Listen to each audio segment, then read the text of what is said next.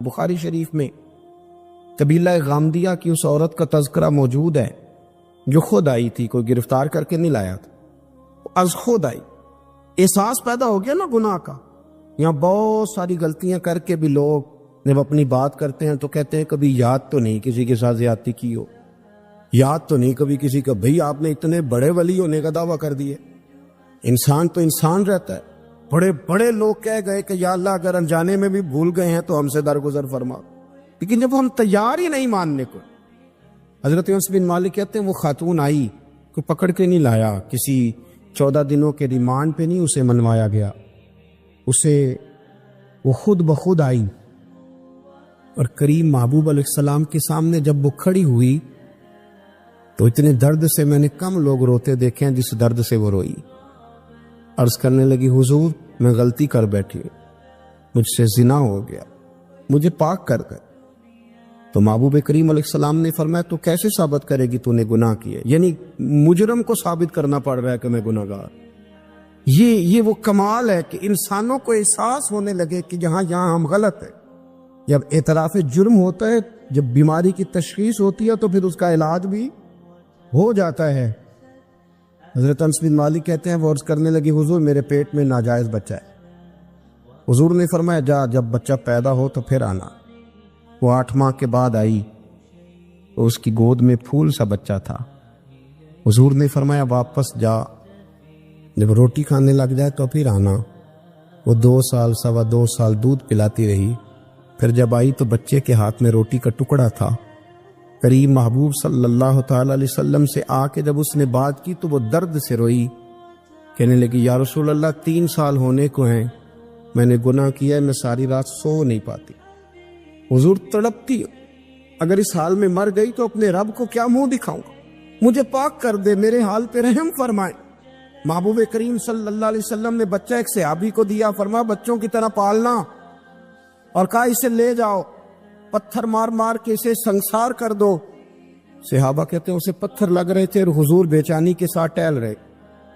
آ کے خبر دی حضور وہ تو وصال کر گئی، انتقال ہو گیا۔ فرمایا یہاں تک تو بات اس کی تھی۔ حضرت انس بن مالک کہتے اب محبوب کریم نے صحابیات سے فرمایا اسے غسل دو، کفن پہناؤ، جنازہ تیار ہو جائے تو مجھے خبر کرنا۔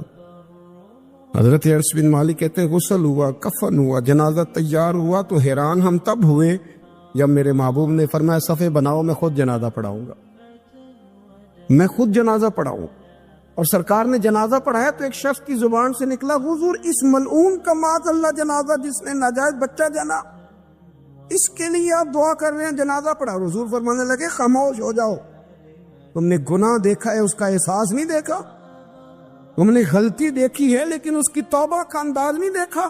اور صاحب کنز العمال نے یہ لفظ نقل کیے ہیں کہ کریم محبوب فرمانے لگے اس نے تو ایسی شاندار توبہ کی ہے کہ اگر میں اپنی ساری امت میں بانٹ دوں تو اللہ سب کی مغفرت فرما دے گا۔ احساس جب پیدا ہو جاتا ہے نا اپنے دل کے اندر کہ یہاں میں غلط ہوں، ان العبد اذا اعترف ثم تاب تاب اللہ علیہ او کما قال نبی صلی اللہ علیہ وسلم، رواہ مشکات۔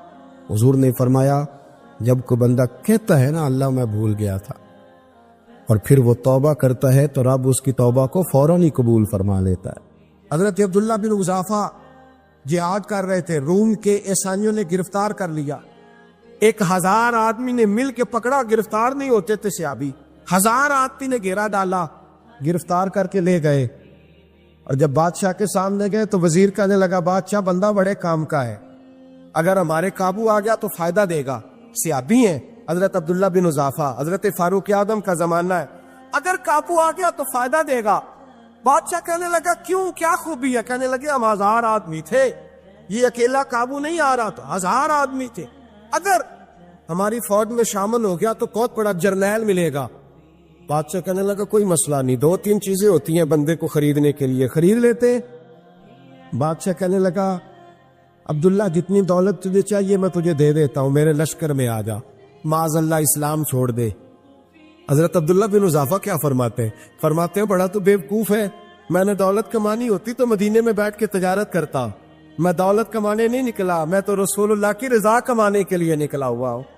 دولت کمانی ہوتی تو کسی مارکیٹ میں ہوتا، میدان میں آنا تھا. شہادت ہے مطلوب مقصود مومن، نہ مال غنیمت نہ کشور کشائی. یہ دولت تو لونڈی ہے رسول اللہ کے دروازے کی، جو تو پیچھے پیچھے پھرتی ہے نبی پاک کے غلاموں.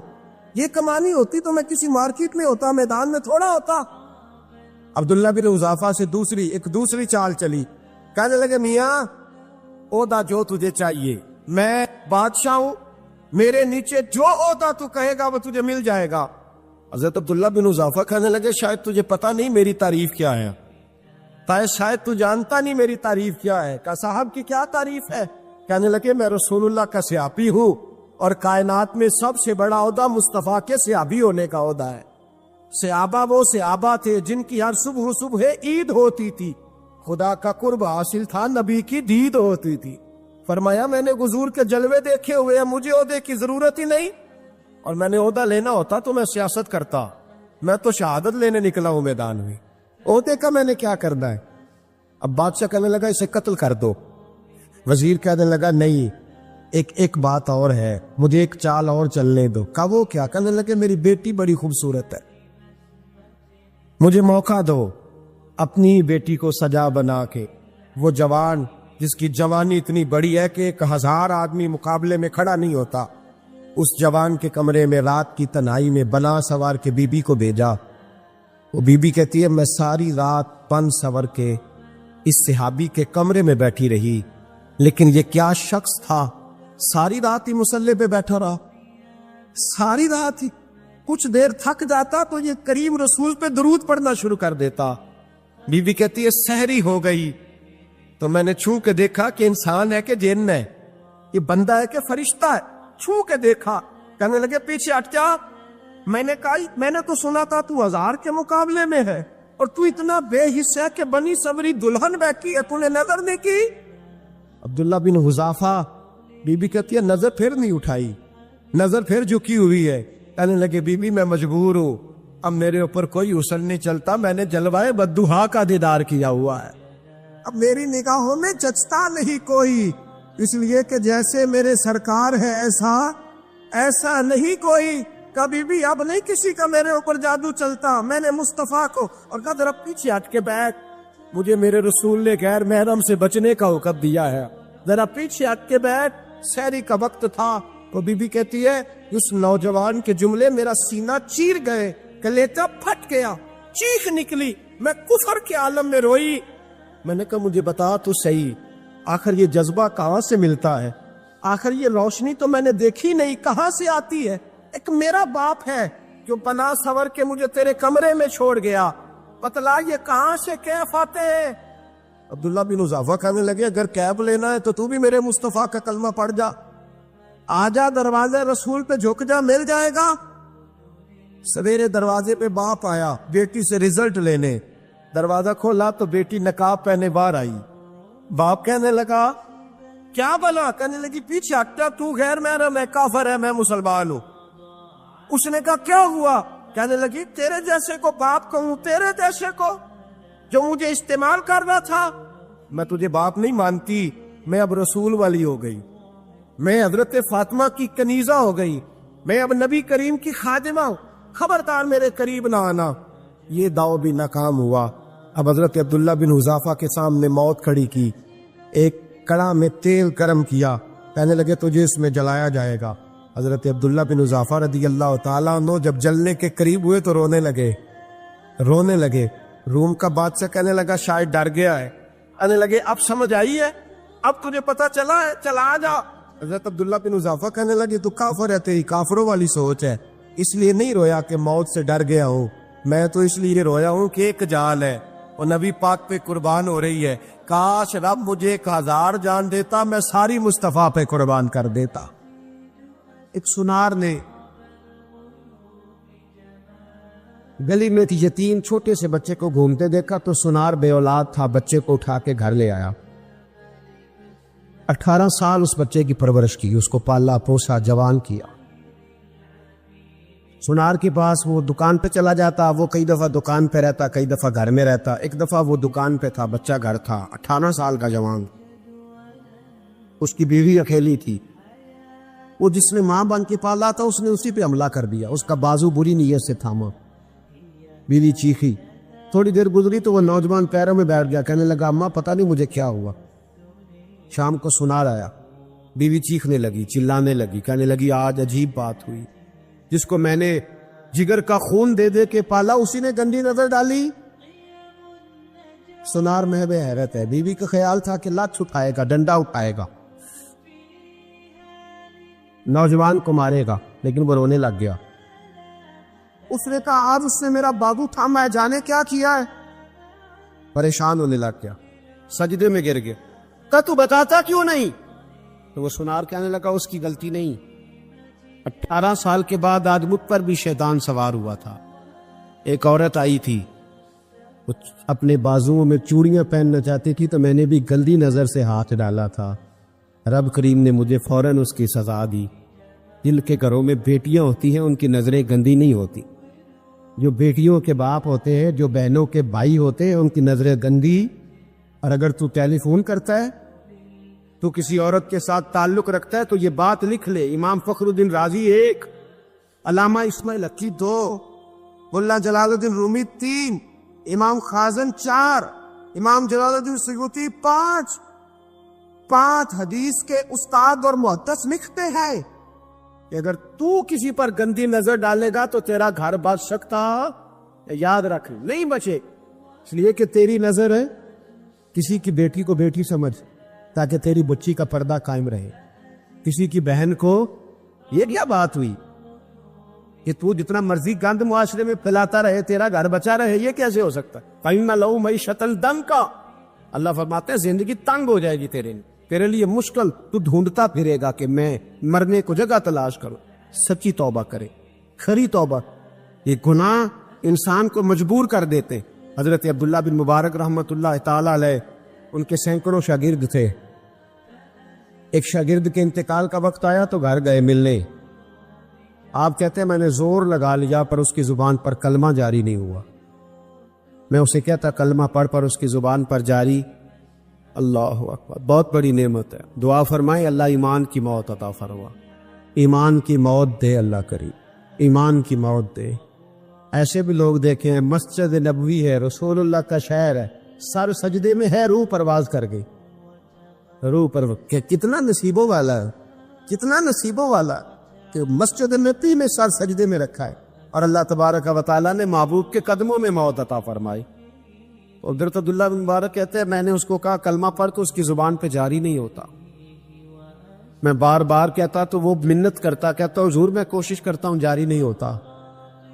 فرماتے میں پریشان ہو کے اٹھا، ابھی میں دروازے پہ پہنچا تھا، اس نے چیخ ماری اور روح پرواز کر گئی، بچے رونے لگے، بیوی رونے لگی، تو میں نے اس کی بیوی سے کہا کہ یہ جرم کیا کرتا، اتنا بڑا پاپی پہ کلمہ جاری نہیں ہوا۔ اس کی زوجہ کہنے لگی حضرت جی 2 گناہ تھے اس کے، ایک تو یہ شراب کا عادی تھا، روکتی تھی باز نہیں آتا تھا، اور دوسری بات یہ کہ یہ اپنی اماں کا نافرمان تھا، وہ 2 گلیاں چھوڑ کے رہتی ہے، یہ کبھی ملنے نہیں گیا تھا، اس بوڑھی کا کلیجہ اس کی طرف سے بڑی تکلیف میں تھا۔ حضرت عبداللہ بن مبارک کہنے لگے جا تو بھی دعا کر، اس کی ماں کو بھی کہہ دعا کرے کہ یہاں تو یہ کلمہ نہیں اسے نصیب ہوا، اللہ کرے اللہ آخرت کی منزلیں اس کی بہتر فرما دے۔ حضور صلی اللہ علیہ وسلم کے پاس ایک مہمان آ گئے رات کے وقت میں، جب وہ آئے تو حضور نے پوچھا کھانا کھانا ہے؟ تم نے کہا کھانا ہے۔ جھوٹ اور بھوک کو جمع کرنا منع ہے، کہا جی کھانا ہے۔ تو حضور صلی اللہ علیہ وسلم نے فرمایا ازواج مطہرات کے گھروں میں پتہ کرو کچھ ہے۔ حضرت ام سلمہ کے گھر میں پتہ کیا تو کہا یا رسول اللہ 4 دن سے روٹی نہیں پکی۔ حضرت زینب سے پوچھا تو کہا حضور کئی دن سے چولہا ہی نہیں جلایا۔ حضرت عائشہ صدیقہ، حضرت میمونہ، حضرت سودا، تمام گھروں سے بظاہر یہ 2 جہاں کے شاہ ہیں پر پاس کچھ رکھتے نہیں، 2 جہاں کی نعمتیں ہیں ان کے خالی ہاتھ میں، ہر چیز ہے پر فقر اختیاری ہے، کوئی شے نہ ملی۔ نبی پاک صلی اللہ علیہ وسلم نے مسجد میں اعلان کیا، فرمایا کون ہے جو میرے مہمان کو روٹی کھلائے؟ ان لفظوں کا حسن کوئی حسن والا ہی سمجھ سکتا ہے، فرمایا کون ہے جو میرے مہمان کو کھانا کھلائے؟ تو ایک صحابی لے گئے اور اٹھے، وہ صحابی جو صحابہ میں غریب تھے، ایک انصاری جو غریب آدمی تھے، بہت زیادہ امیر آدمی اللہ کی راہ میں خرچ نہیں کر پاتا، اس کے لیے مشکل ہو جاتا ہے۔ اس کے لیے بہت امیر آدمی جو ہوتا ہے نا، وہ جتنا زیادہ امیر ہوتا ہے نا، اتنی دیوار اس کے گرد کھڑی ہو جاتی ہے پیسوں کی، مشکل ہو جاتا ہے اس کے لیے۔ غریب آدمی کھڑے ہوئے، اگرچہ میرے محبوب کے غلاموں میں جو بڑے امیر تھے وہ بھی خرچ کرنے میں بڑے آگے تھے، حضرت عثمان غنی رضی اللہ تعالیٰ عنہ، حضرت عبد الرحمن ابن عوف، حضرت ابو بکر صدیق رضی اللہ۔ لیکن یہ غریب آدمی کا حضور میں لے جاؤں گا، میں لے کے جاؤں، اور یہ بخاری مسلم ہے۔ حضور نے فرمایا لے جاؤ، وہ اب سے آپ بھی گھر لے گئے اور بیوی سے مشورہ کیا، بات پہ غور کرنا، ہر چیز کی بھوک دیکھی جا سکتی ہے، بچوں کی نہیں دیکھی جا سکتی۔ وہ انصاری حضور کے مہمان کو گھر لے گئے، جا کے بیوی سے مشورہ کیا، کہا بھلی مانس گھر میں کچھ ہے؟ تو اس نے کہا تھوڑا سا بچوں کے لیے کھانا رکھا ہے، بچوں کے لیے۔ بچے تو بزدل کر دیتے ہیں، بچے تو آدمی کو بزدل کر دیتے ہیں، بچے تو مار دیتے ہیں، کلیجہ پھٹ جاتا ہے بچہ بھوکا ہو تو، نیند نہیں آتی۔ اب صحابی اپنی بیوی سے کیا کہتے ہیں؟ کہتے ہیں بچوں کو بہلا کے سلا دے، اور رسول اللہ کے لیے نہیں، رسول اللہ کے مہمان کے لیے، بھائی نبی پاک کے لیے نہیں، حضور کے تجھ سے در در سے سگ اور سگ سے ہے مجھ کو نسبت، میری گردن میں بھی ہے دور کا پٹکا تیرا، تجھ سے در در سے سگ سگ سے ہے مجھ کو نسبت۔ لمبی بات ہے کہ بچوں کو سلا دو۔ بی بی نے بچوں کو سلا دیا تو میاں بیوی کا مشورہ ہوا کہ مہمان کے ساتھ بیٹھ کے روٹی کھانا بھی سنت ہے۔ تو اب مہمان کے ساتھ بیٹھ کے کھانا بھی ہے، تو کھانا ہے ایک دو آدمی کا۔ اب خاوند اپنی بیوی کو تیار کرتا ہے کہ میں بھی کھانے پہ بیٹھ جاؤں گا، تو بھی بیٹھ جانا، اور جب مہمان کھانے میں ہاتھ ڈال لے تو اٹھنا، کہنا او ہو دیا تو صحیح کیا ہی نہیں، ابھی بجھ جائے گا، اور جا کے دیا بجھا دینا۔ ہم ہاتھ ہلاتے رہیں گے، مہمان روٹی کھاتا رہے گا۔ اور یار اس درد کو، اس کیف کو سمجھو، گھر میں بچے بھی بھوکے، بچوں کی ماں بھی بھوکی، بچوں کا باپ بھی بھوکا، دسترخوان پہ روٹی لگ گئی، روٹیاں چون ڈالیں، بی بی اٹھی کہنے لگی او ہو چراغ تو صحیح کیا ہی نہیں، یہ تو بجھ جائے گا۔ حوصلے مند بی بی جس نے بچے بھوکے سلا دیے، وہ بھوکے سوئے ہوئے بچوں کی بھوکی اماں اٹھی اور اپنے خاوند کی تابے داری میں اٹھی، میں گڈی تے ہاتھ ڈور سجن دے، وہ جنج رکھے اونج رہنا ہے، اٹھی اور اس نے نہ دیا ٹھیک کرنے کے بہانے بجھا دیا۔ مہمان روٹی کھاتا رہا اور رسول اللہ کے نوکر قربانی دیتے رہے۔ وہ روٹی کھا کے سیر ہو کے بستر بچھایا تو سو گیا۔ یہ میاں بیوی ساری رات بچوں کی طرف دیکھتے رہے اور غور کرتے رہے اور راضی رہے کہ ہم نے حضور کا فریضہ نبھایا ہے۔ قربان جاؤں محبوب پہ، بے خبر ہو جو غلاموں سے وہ آقا کیا ہے۔ وہ صحابہ وہ اگر قربانیاں دیتے تھے تو جو اعزاز ملتا تھا وہ بھی بڑا شان والا ہے۔ صحابی کہتے ہیں میں فجر کی نماز پڑھنے مسجد آیا، پہلا قدم رکھا تو میرے کریم بولے، حضور نے فرمایا رات جو تو نے اور تیری بیوی نے عمل کیا ہے خدا کو بھی بڑا پسند آیا ہے، محمد مصطفیٰ کو بھی بڑا پسند ہے۔ اور پھر ایک لفظ اور ہے حدیث میں، ایک روایت میں کچھ جملے اور بھی ہیں۔ حضور نے فرمایا جب تو اور تیری بیوی رات مہمان کے ساتھ احسار کر رہے تھے نا، تو عرش کا مالک تمہیں مسکرا کے دیکھ رہا تھا، رب تمہیں دیکھ کے مسکرا رہا تھا، رب تمہیں دیکھ کے مسکرا، تربامنی پہ شیخ ہماری نہ جائیے، ہم دامن نچوڑ دیں تو فرشتے وضو کریں۔ پر میں وہ مسکرا رہا تھا کہ میرے بندے میرے رسول کی رضا کے لیے کیا کر رہے ہیں۔ اور صاحب دیکھو، نبی پاک کے لیے نہیں، خاندان کے لیے نہیں، خاندان نبوت کے لیے نہیں، حضور کے نہ سمجھے یار، اس پہلو کو سمجھے۔ نبی پاک کے بریلی کے امام بول پڑے، فرمانے لگے تجھ سے در سے سگ سے ہے مجھ کو نسبت، تجھ سے در سے ساگ کتے کو کہتے ہیں فارسی میں۔ فرماتے محبوب تیرا دروازہ اور دروازے پہ کتا، اور کتے کے پاس میں بیٹھا ہوں، چلو کتے کے پاس تو بیٹھا ہوں نا، میری گردن میں بھی کوئی تو پٹکا آیا ہی ہے نا، تجھ سے در سے سگ اور سگ سے ہے مجھ کو نسبت، چلو میری گردن میں بھی ہے دور کا پٹکا تیرا۔ قرآن مجید بول اٹھا، رب کریم نے فرمایا حبیب یہ تیرے غلام وہ ہیں کہ وَيُقْصِرُونَ عَلَىٰ أَنفُسِهِمْ وَلَوْ كَانَ بِهِمْ خَصَاصَةٌ، فرمایا ان کا حال یہ ہے کہ جس چیز کی شدید حاجت ہوتی ہے وہ بھی اپنے بھائیوں پہ قربان کر دیتے، وہ دے دیتے ہیں تیرے نام پہ، جب مکے والے مدینے آئے انصار مدینہ تو میرے مصطفیٰ کریم نے فرمایا نہ تمہاری نسلیں ایک ہیں نہ قبیلے ایک ہیں، لیکن تمہارا نبی ایک ہے، تمہارا رسول ایک، خدا ایک، کتاب ایک، تمہارا میری وجہ سے رشتہ ہے۔ چلو اپنے بھائیوں کے ساتھ احسار کرو، چلو احسار کرو۔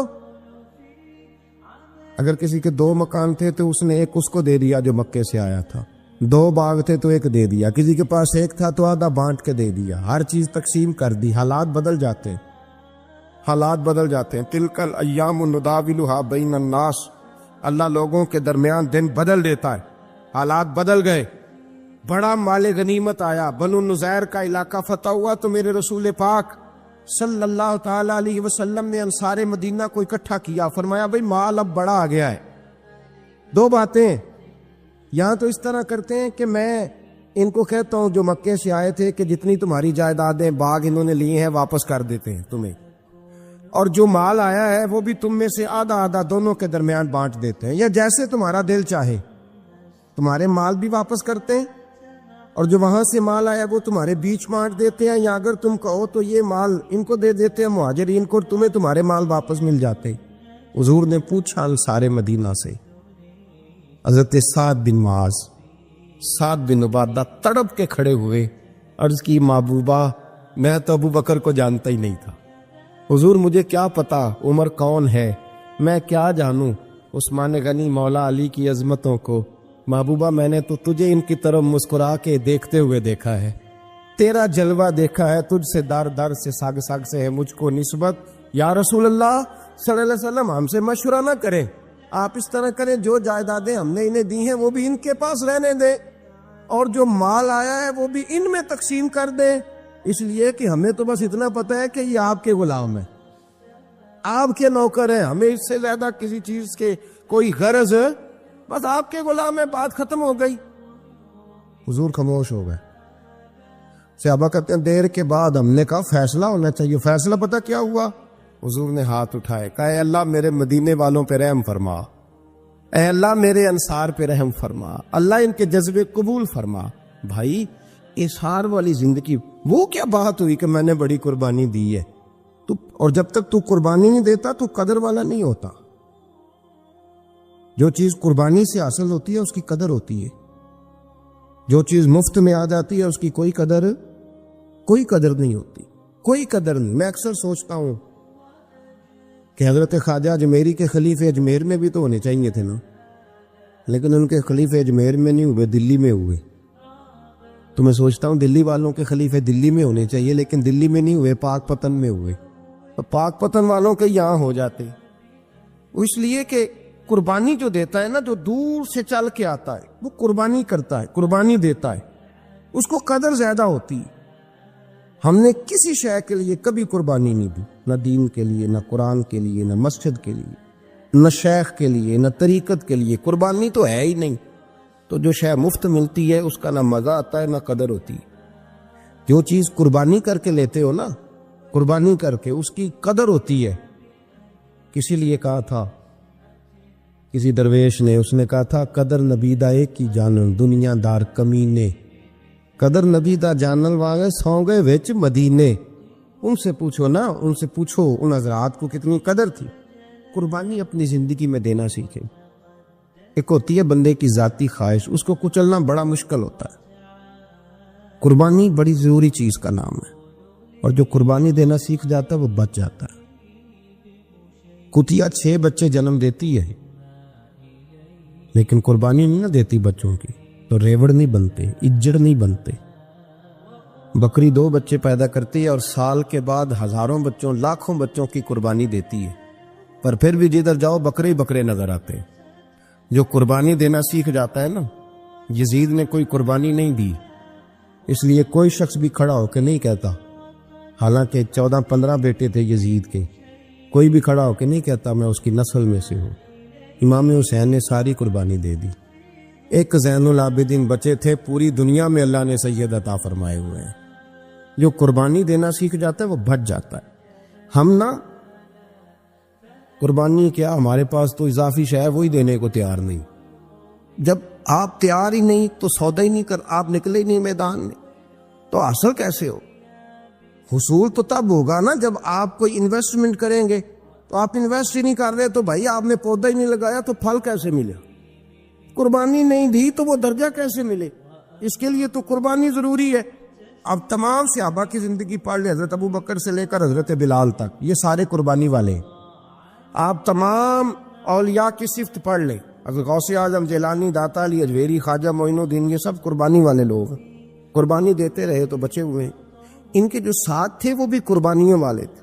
قربانی حصہ ہے طریقت کا، قربانی ضروری ہے. اور ہمارے صوفیاء تو کہتے ہیں جس شخص نے تصوف میں آ کے قربانی نہیں دی.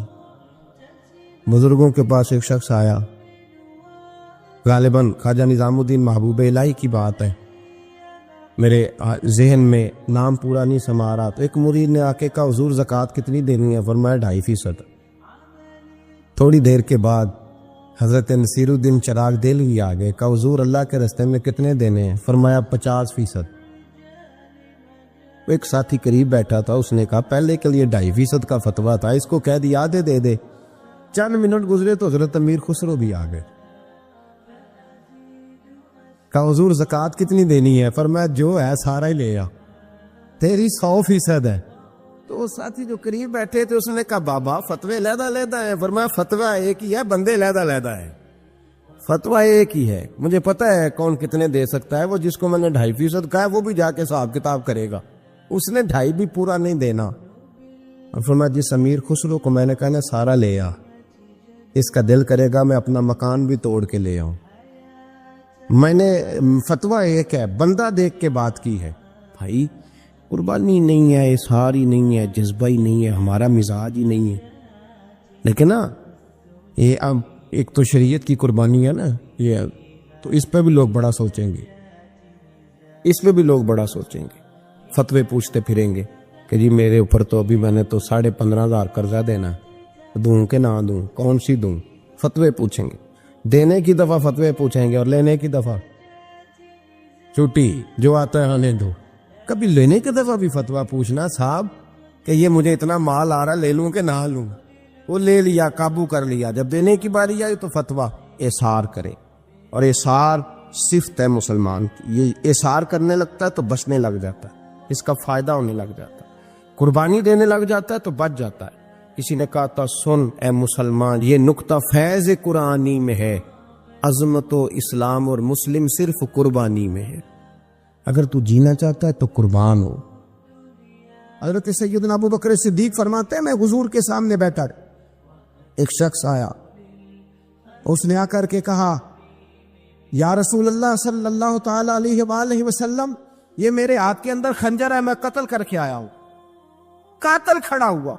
ایک طرف قرآن مجید کا حکم ہے کہ جس نے ایک آدمی کو قتل کیا پوری انسانیت کو قتل کیا. حضور یہ خنجر ہے، قتل کر کے آیا ہوں. میرے مصطفیٰ نے فرمایا کس کو قتل کیا؟ عرض کی حضور سگی بہن کو مارا ہے. سگی بہن تھی، میں نے قتل کر دی. میرے نبی پاک صلی اللہ علیہ وسلم نے فرمایا کیوں مارا؟ پیار نہیں تھا.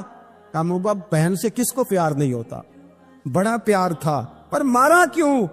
تو صحابی رونے لگے، کہنے لگے محبوبہ میں بڑا پیار کرتا تھا، پر وہ کافرہ تھی، مشرکہ تھی، بڑا پیار کرتا تھا. جب بھی اس کے پاس جاتا وہ آپ کے بارے میں بات چھیڑ دیتی.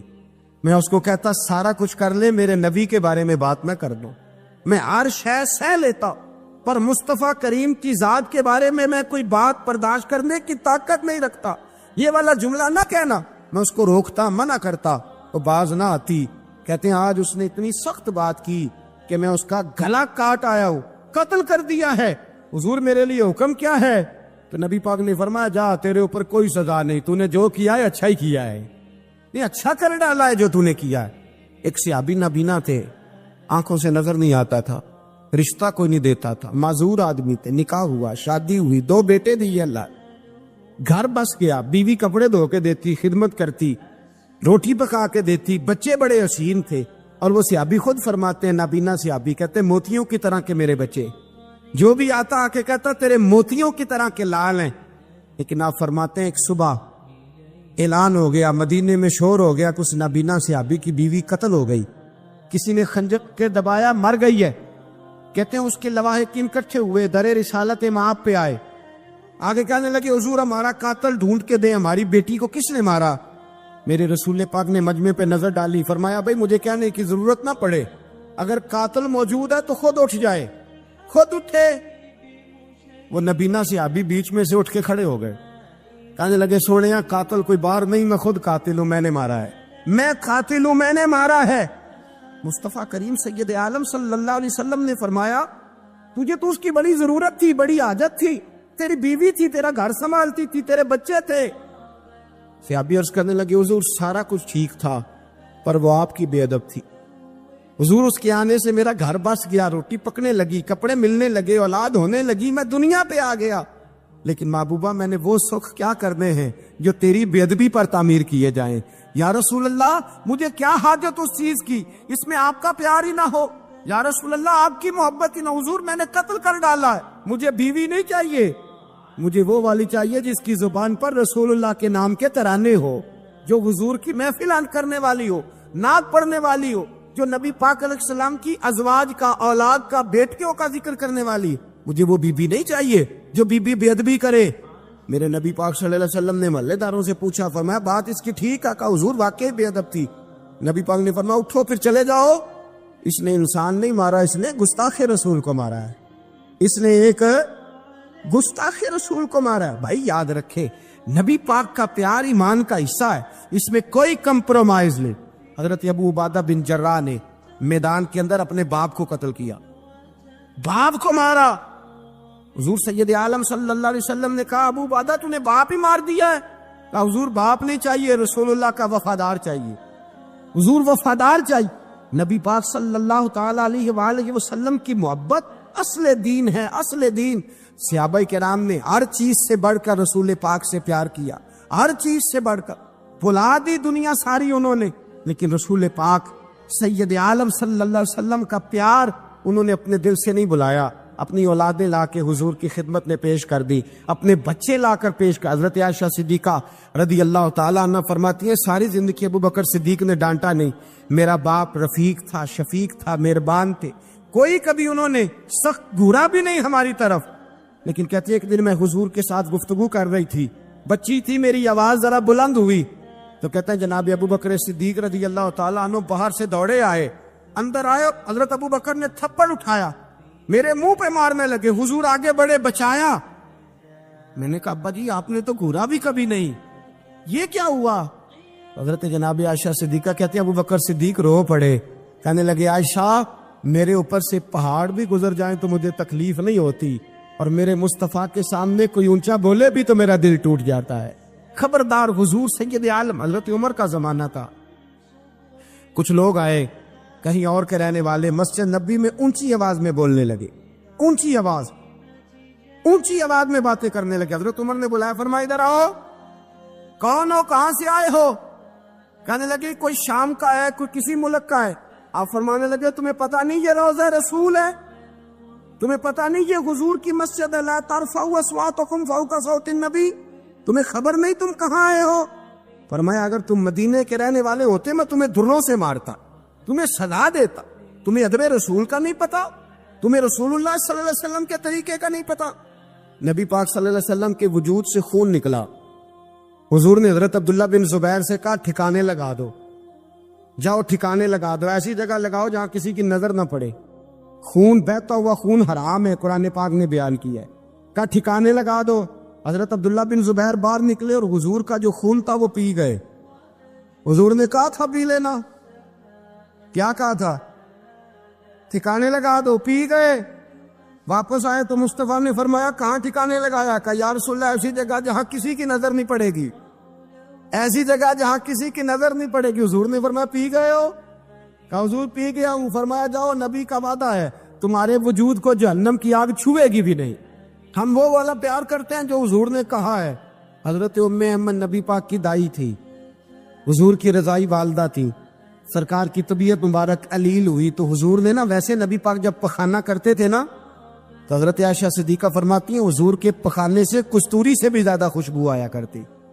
اور آپ حضرت انس بن مالک فرماتے ہیں حضور کھیتوں میں پخانے کے لیے جاتے، میں ساتھ جاتا، جہاں نبی پاک صلی اللہ علیہ وسلم پخانہ کرتے میں وہاں جا کے دیکھتا تو کوئی شے نہ ہوتی۔ میں کہتا حضور کہاں گیا؟ اللہ کے رسول فرماتے جب میں پخانہ کرتا ہوں تو زمین کھل جاتی ہے، میرا پخانہ اندر سمو لیتی ہے۔ حضور کے پخانے اور پیشاب سے کستوری کی خوشبو آتی تھی، کستوری کی خوشبو آتی تھی۔ حضرت ام ایمن رضی اللہ تعالی عنہ کہتی ہیں حضور نے پیشاب کیا، طبیعت مبارک قلیل تھی تو لکڑی کے ایک برتن میں حضور نے پیشاب کیا اور کہا اماں جی اس کو باہر رکھا ہے، کہیں باہر ٹھکانے لگائیں۔ حضرت ام ایمن کہتی ہے میں نے اسے ہاتھ لگایا تو میرے وجود سے بھی خوشبو آنے لگی، میرا جسم مہکنے لگا۔ حضرت ام ایمن کہتی ہے میں باہر جا کے نکال کے دکھاؤ کسی حدیث سے کہ رسول پاک نے فرمایا ہو میرا پخانہ پی جانا۔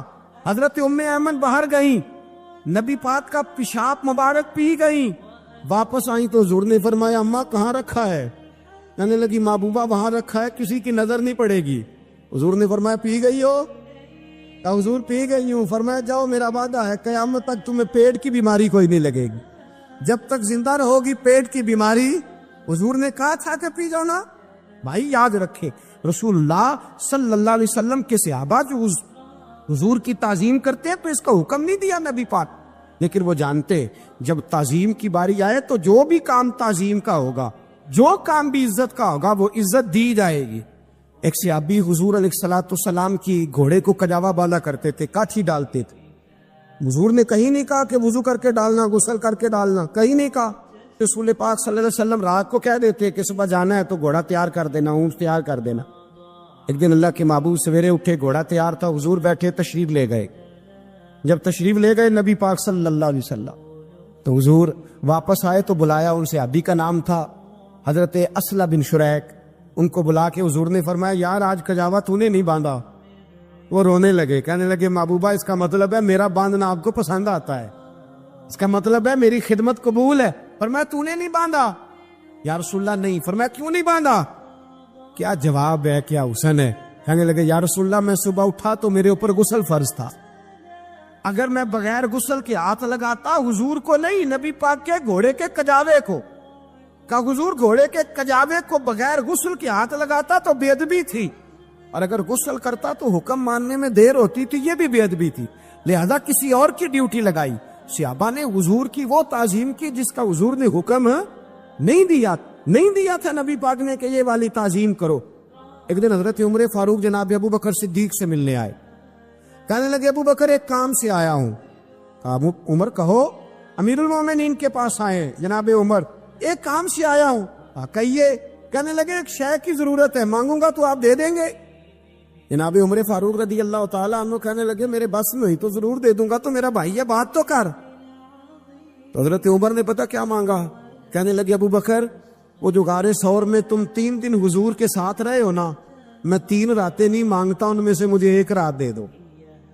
اور کیا لفظ ہیں، کیا حسن ہے۔ کہنے لگے عمر کی زندگی کی ساری نیکیاں لے لو، 3 راتوں میں سے 1 رات مجھے دے دو، 1 رات مجھے دے دو۔ حضرت ابو بکر صدیق رضی اللہ تعالیٰ عنہ رو پڑے، کہنے لگے میں نے کہا تھا جو بس میں ہوگا دوں گا، یہ تو میرے مصطفیٰ کی محبت ہے، یہ کسی کو دینا میرے بس کی بات، یہ حضور کا پیار ہے جو میں نے سنبھال کے رکھا ہوا ہے، سنبھال کے پھر کے گلی گلی تباہ ٹھوکرے سب کی کھائے کیوں، دل کو جو عقل دے خدا تو تیری گلی سے جائے کیوں، جان ہے عشق مصطفیٰ روز فضو کرے خدا، ارے جس کو ہو درد کا مزہ وہ نازے دوا اٹھائے کیوں، اب تو نہ روک ہے غنی عادت سگ بگڑ گئی، پہلے ہی دن میرے کریم لقمہ تر کھلائے کیوں۔